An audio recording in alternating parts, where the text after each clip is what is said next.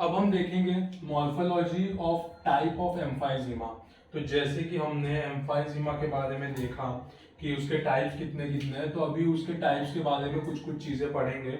तो जैसे कि हमने देखा था कि डेफिनेशन क्या है इसके हिसाब से, तो वो है डायलेटेशन ऑफ जो डिस्टिल रेस्पिरेटरी ब्रोंक्यूल्स होते हैं, permanent dilatation of air space distal to respiratory bronchioles, या फिर हम कह सकते हैं एसिनस। तो उसके हिसाब से एसिनस के हिसाब से 5 टाइप में वो डिवाइडेड था या फिर क्लासिफाइड था। सेंट्री एसिनाल, पैन एसिनाल, पैरासेप्टल, इरेगुलर और मिक्स्ड। सबसे पहला सेंट्री एसिनाल। तो सेंट्री एसिनाल को हम लोग सेंट्री लोब्यूलार भी कहते हैं। तो इसका जो नाम है पहला सेंट्री एसिनाल या फिर सेंट्री लोब्यूलार एम्फाइजीमा। तो इसमें नाम से ही पता चलता है, सेंट्री मतलब सेंटर। तो इसमें जो भी एसिनस इन्वॉल्व होता है वो प्रॉक्सिमल होता है और या फिर सेंट्रल होता है। प्रॉक्सिमल और सेंट्रल का मतलब है, जैसे कि अभी ये ट्रैकिया आया है तो इसमें से 2 ब्रोंक्यूल्स आएंगे, वो आगे जाके डिवाइड होंगे। तो रेस्पिरेटरी ब्रोंक्यूल्स के बाद जो डिवीजन स्टार्ट होगा, तो वहां पे अगर एम्फाइजीमा होता है, वहां पे ही एम्फाइजीमा होता है, तो उसे हम कहेंगे प्रॉक्सिमल पार्ट। डिस्टिल यानी कि एल्वियोलर सैक, एल्वियोलर डक्ट के पास या फिर एल्वियोलस में होता है, तो हम उसे कहेंगे डिस्टिल पार्ट। तो रेस्पिरेटरी ब्रोंक्यूल्स के नजदीक में अगर होता है तो उसे हम कहेंगे प्रॉक्सिमल या फिर सेंट्रल एसिनस। तो ये जो डायलेटेशन होता है एयर स्पेस का, वो मोस्टली रेस्पिरेटरी ब्रोंक्यूल्स के यहाँ पे होता है। तो इन्वॉल्वमेंट जो होता है वो प्रॉक्सिमल या सेंट्रल होता है। दूसरा, ज्यादा से ज्यादा ये स्मोकर्स में देखने मिलते हैं, और कोल माइनर्स जो कोल की माइनिंग करते हैं उसमें ये सब चीज ज्यादा देखने को मिलता है। इसमें जो लीजन होते हैं वो ज्यादातर अपर लोब में देखने मिलते हैं। लंग्स का जो अपर पार्ट होता है या फिर अपर लोब होता है, वहां पे इसके लीजन्स देखने मिलते हैं। इसमें क्या देखने मिलता है, तो डिस्टेंडेड एयर स्पेस होता है, लेकिन रिम जो होता है नॉर्मल होता है लंग पैरेन्काइमा का। तो जैसे कि हम कह सकते हैं कि ये प्रॉक्सिमल एसिनस है, तो जो एयर स्पेस होते हैं वो डिस्टेंडेड होते हैं। वो कैसे होते हैं, कुछ डिस्टेंडेड होते हैं। लेकिन इसके बीच में जो रिम होता है लंग पैरेन्काइमा का, आउटर लेयर में रिम प्रेजेंट होता है, तो वो कैसा होता है, वो अच्छे से प्रेजेंट होता है, यानी कि सिर्फ डायलेटेशन हुआ रहता है। तो नॉर्मली सेंट्री एसिनल या सेंट्री लोब्यूलर एम्फाइजीमा हमें प्रॉक्सिमल या फिर सेंट्रल एसिनस में देखने मिलता है। वो स्मोकर या फिर कोल माइनर्स में दिखते हैं, उसमें अपर लंग्स इन्वॉल्वमेंट होता है, एयर स्पेस डिस्टेंडेड होते हैं, डायलेटेड होते हैं, लेकिन जो रिम होता है, आउटर जो लेयर होता है, वो नॉर्मल होता है लंग पैरेन्काइमा का। दूसरा है पैन एसिनाल या फिर पैन लोब्यूलर। तो पैन एसिनाल, पैन लोब्यूलर से पता चलता है कि बहुत सारा या काफी या पूरा ही पार्ट इन्वॉल्व होता है। तो जैसे कि अगर हम कह सके कि all portion of lungs are affected, हाँ, यानी कि रेस्पिरेटरी ब्रोंक्यूल्स काफी सारे होते हैं। तो रेस्पिरेटरी ब्रोंक्यूल्स के बाद से एक रेस्पिरेटरी ब्रोंक्यूल्स अगर हम लेंगे, तो उसके बाद से alveolar sac, alveolar duct, alveolar सब इन्फेक्टेड होगा। यानी कि एक रेस्पिरेटरी ब्रोंक्यूल्स के आगे का पूरा पार्ट इन्वॉल्व होगा, लेकिन दूसरा जो रेस्पिरेटरी ब्रोंक्यूल्स है उसका पार्ट इन्वॉल्व भी हो सकता है, नहीं भी इन्वॉल्व हो सकता है। लेकिन जो इन्वॉल्व होता है वो पूरा लास्ट तक एल्वियोलस तक इन्वॉल्व होता है। तो इसमें all portion of lung affected, पूरा लंग अफेक्ट हो सकता है। दूसरा, ये एसोसिएट किया जाता है ज्यादातर अल्फा 1 एंटीट्रिप्सिन डेफिशिएंसी में। अगर स्मोकर है कोई मिडल एज ग्रुप का, अल्फा 1 डेफिशिएंसी हो गया है उसमें, तो उसमें मोस्ट प्रोबेबली पैन एसिनल या पैन लोब्यूलर एम्फाइजीमा देखने मिलेगा। मिडल एज स्मोकर है जिसमें अल्फा 1 एंटीट्रिप्सिन डेफिशिएंसी है, तो उसमें पैन एसिनल ज्यादातर देखने मिलेगा। ये ज्यादातर अफेक्ट करता है लोअर जोन को। लंग्स जो होते हैं वो एनलार्ज दिखते हैं, जैसे मैंने कहा था हाइपर इन्फ्लेटेड लंग्स दिखते हैं। इन्फ्लेटेड दिखते हैं और डायलेटेड दिखते हैं। जो इसके एयर स्पेस होते हैं वो पूरी तरह से डायलेट हो जाते हैं। तो जो पैन लोब्यूलर एम्फाइजीमा है वो पूरे लंग्स में इफेक्ट करता है। मिडल एज स्मोकर में अल्फा 1 एंटीट्रिप्सिन डेफिशिएंसी होने की वजह से देखने मिलता है। ज्यादातर लोअर जोन को इफेक्ट करता है और लंग्स कैसे एनलार्ज, इन्फ्लेटेड और एयर स्पेस जो होता है वो डायलेटेड देखने मिलते हैं। तीसरा पैरासेप्टल या फिर डिस्टल एसिनाल एम्फाइजीमा। तो यहाँ पे जैसे कि डिस्टल एसिनाल लिखा है तो ये डिस्टल पार्ट यानी कि एल्वियोलर सैक, एल्वियोलस वहां पे जाके इफेक्ट करता है।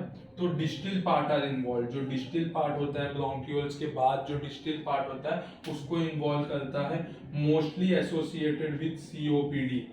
COPD chronic obstructive pulmonary disease होता है, तो मोस्टली एसोसिएटेड रहता है सीओपीडी के साथ। Most common form of COPD कौन सा होता है? तो वो होता है एम्फाइजीमा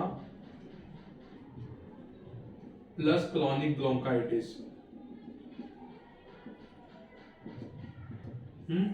तो उसमें हमें पैरासेप्टल या फिर डिस्टल एसिनाल हमें देखने को मिलता है सीओपीडी में, जिसमें कि सबसे कॉमन होता है emphysema with chronic bronchitis. Subpleural position show air filled cyst. तो जो भी सब प्लूरल पोजीशन होता है, जो भी सब प्लूरा के अंदर का जो भी पोजीशंस होता है वहां पे छोटे छोटे सिस्ट फॉर्मेशन होते हैं, वहां पे छोटे छोटे गांठ जैसे फॉर्मेशन होना स्टार्ट होते हैं। चौथा इरेगुलर एम्फाइजीमा। जैसे नाम से ही पता चलता है कि इरेगुलर है, तो ये सबसे ज्यादा देखने मिलता है और ये इरेगुलर होता है, मतलब कोई पार्ट में डेवलप हो, किसी में नहीं डेवलप हो, कुछ फीचर्स दिखते हैं, कुछ नहीं दिखते हैं। लास्ट में है मिक्स्ड एम्फाइजीमा। मिक्स्ड एम्फाइजीमा के मतलब है कि इनमें से 2-3 फीचर्स दिखने लगते हैं। किसी में सेंट्री एसिनाल और पैन एसिनाल दोनों दिखने लगे, किसी में सेंट्री एसिनाल और पैरासेप्टल या फिर डिस्टल एसिनाल दोनों दिखने लगे, तो इसको हम कहते हैं मिक्स्ड एम्फाइजीमा, जिसमें ये डिस्टिंग्विश हम नहीं कर पाएंगे कि ये सेंट्री एसिनाल है, पैन एसिनाल है, पैरासेप्टल है या फिर इरेगुलर है, तो उसे हम कहेंगे मिक्स्ड एम्फाइजीमा। तो एसिनाल के हिसाब से या फिर एसिनस के हिसाब से 5 टाइप होते हैं। सेंट्री एसिनाल या फिर सेंट्री लोब्यूलर एम्फाइजीमा, पैन एसिनाल या पैन लोब्यूलर एम्फाइजीमा, पैरासेप्टल या फिर डिस्टल एसिनाल एम्फाइजीमा, इरेगुलर एम्फाइजीमा और मिक्स्ड एम्फाइजीमा। दूसरा क्लासिफिकेशन जैसे कि हमने देखा था ओवर इन्फ्लेशन की वजह से। किसकी वजह से? ओवर इन्फ्लेशन की वजह से, जहां पे डायलेटेशन ऑफ एयर स्पेस देखने मिलता है लेकिन वहां का जो लंग पैरेन्काइमा है वो डिस्ट्रॉयड नहीं होता पूरी तरह से, या फिर कुछ कारणों से डिस्ट्रॉय होता है, तो उसमें हमें ओवर इन्फ्लेशन देखने को मिलता है, जो कि हम लूजली एम्फाइसीमा बोलते हैं। तो उसमें टाइप्स में है कॉम्पेंसेटरी ओवर इन्फ्लेशन, पहला टाइप है। तो कॉम्पेंसेटरी मतलब से ही पता चलता है कि किसी और के कारण के वजह से, यानी कि अगर कोई भी पार्ट, लंग्स का कोई पार्ट निकाल दिया गया है या कोई लोब निकाल दिया गया है, तो क्या होता है कि वो पार्ट का जो काम होता है वो दूसरे पार्ट पे आने लगता है। एक लंग्स अगर डैमेज है या एक लंग का पार्ट निकाल दिया गया है या उसका एक लोब निकाल दिया गया है, तो जो रेसिडुअल लंग पैरेन्काइमा होगा वो हाइपर इन्फ्लेशन हो जाएगा, यानी कि उसका काम बढ़ जाएगा, जिसकी वजह से वो हाइपर इन्फ्लेटेड हो जाएगा। लेकिन इसका मतलब ये नहीं है कि उसका जो इलास्टिक नेचर है वो चले गया है, या उसके इलास्टिक नेचर डिस्ट्रॉयड हो गया है, या उसका लंग पैरेन्काइमा डिस्ट्रॉय हो गया है। ये क्या है? तो एक पार्ट निकालने की वजह से दूसरे पार्ट पे प्रेशर पड़ता है, जिसमें हमें हाइपर इन्फ्लेशन देखने मिलता है, तो उसे हम कहेंगे कॉम्पेंसेटरी ओवर इन्फ्लेशन। दूसरा ओवर इन्फ्लेशन में आता है सिनाइल ओवर इन्फ्लेशन। तो जैसे जैसे एज बढ़ते जाती है वैसे वैसे इलास्टिक नेचर जो है वो कम होते जाता है, और उसके वजह से हमें इन्फ्लेशन या फिर ओवर इन्फ्लेशन देखने मिलता है, जिसे हम कहते हैं सिनाइल ओवर इन्फ्लेशन। तीसरा ऑब्स्ट्रक्टिव ओवर इन्फ्लेशन, यानी कि पार्शियल ऑब्स्ट्रक्शन। लंग्स में जहां पे भी हो, रेस्पिरेटरी ब्रोंक्यूल्स या उसके आगे के कोई भी पार्ट में अगर हमें ट्यूमर या कोई भी ऑब्स्ट्रक्शन देखने मिलता है जो पार्शियली ऑब्स्ट्रक्ट करता है, पार्शियली ऑब्स्ट्रक्ट करता है, तो जैसे कि यहाँ पे काफी सारे एल्वियोलार है, एल्वियोलार सैक है, ये एल्वियोलस है, और कुछ यहाँ पे एक ट्यूमर फॉर्मेशन है या फिर बाहर की तरफ एक ट्यूमर फॉर्मेशन है जिसकी वजह से एयरवे ऑब्स्ट्रक्ट हो रहा है। तो इसमें कैसा होता है कि एयर बाहर से अंदर की तरफ तो आ जाता है, बाहर से अंदर की तरफ आ जाता है, लेकिन यहाँ से जब बाहर जाने लगता है तो वो पूरी तरह से एक्सपेल नहीं हो पाता, वो पूरी तरह से एक्सपेल नहीं हो पाता, जिसके वजह से क्या होता है, ये जो जगह है यहाँ पे हमें हाइपर इन्फ्लेशन देखने को मिलते हैं या फिर ओवर इन्फ्लेशन देखने मिलते हैं। तो उसे हम कहते हैं ऑब्स्ट्रक्टिव ओवर इन्फ्लेशन। क्या कहते हैं? Obstructive over inflation. जो किस वजह से हुआ है? Partial obstruction due to tumour. तो इसमें क्या होता है, ballooning up of the affected part, जो अफेक्टेड पार्ट होता है वो बलून के जैसा फुगा हुआ देखने को मिलता है, क्योंकि क्या होता है इसके अंदर ऑक्सीजन वाला जो ऑक्सीजन होता है वो तो आ जाता है, लेकिन एक्सपायर करने के बाद कार्बन डाइऑक्साइड जो है वो पूरी तरह से बाहर नहीं जा पाता और इन्फ्लेशन देखने को मिलता है। चौथा है unilateral translucent lung. One lobe और one lung is translucent. Translucent का मतलब है कि वो पार्ट पे, लंग्स के वो पार्ट पे कोई भी ब्लड सप्लाई या किसी भी प्रकार से ऑक्सीजन का सप्लाई वहां पे चले जाता है। मतलब वहां पे वेस्कुलर सिस्टम में कोई प्रॉब्लम है, वहां पे कुछ ट्यूमर्स है जिसकी वजह से वो पूरी तरह से ऑब्स्ट्रक्ट कर रहा है, तो एयर फ्लो अंदर की तरफ नहीं जा पाता। तो ये क्या हो जाता है, एक साइड का लंग जो होता है वो ट्रांसल्यूसेंट हो जाता है, वहां पे कोई भी फंक्शन नहीं हो पाता है एक्सचेंज का। तो ये जो लोड आता है वो दूसरे लंग पे आता है, तो दूसरे लंग पे ज्यादा लोड आने की वजह से वहां पे हमें ओवर इन्फ्लेशन देखने मिलते हैं, तो उसके हम कहते हैं यूनिलैटरल ट्रांसल्यूसेंट लंग। पांचवा है इंटरस्टिशियल एम्फाइजीमा या फिर सर्जिकल एम्फाइजीमा। ये एम्फाइजीमा हमें बहुत ज्यादातर देखने को मिलता है। तो ये कब देखने को मिलता है? जब एल्वियोलाई रप्चर हो जाता है और एयर एंट्री जो होता है उसके बाहर के जो कनेक्टिव टिश्यू होते हैं, जो फाइब्रस कनेक्टिव टिश्यू होते हैं, जो ये एल्वियोलाई है काफी सारा,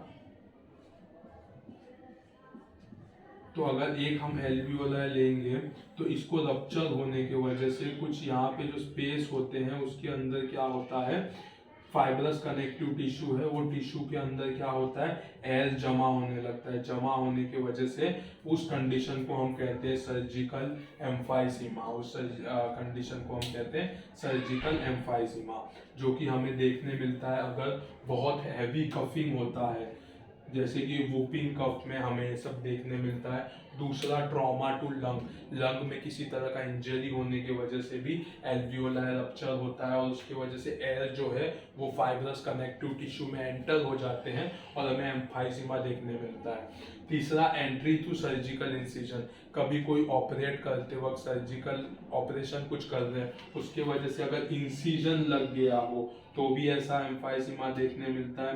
rib fracture, normally rib fracture अगर होता है और वो जाके लंग्स के पैरेन्काइमल जो लंग्स पैरेन्काइमा सेल्स जो होते हैं वो वहां पे अगर जाके पियर्स कर देता है अंदर की तरफ, तो अंदर जितने भी एल्वियोलाई प्रेजेंट होते हैं वो बर्स्ट हो जाते हैं और वहां पे एम्फाइसीमा, डायलेटेशन ये सब क्रिएट होने लगता है।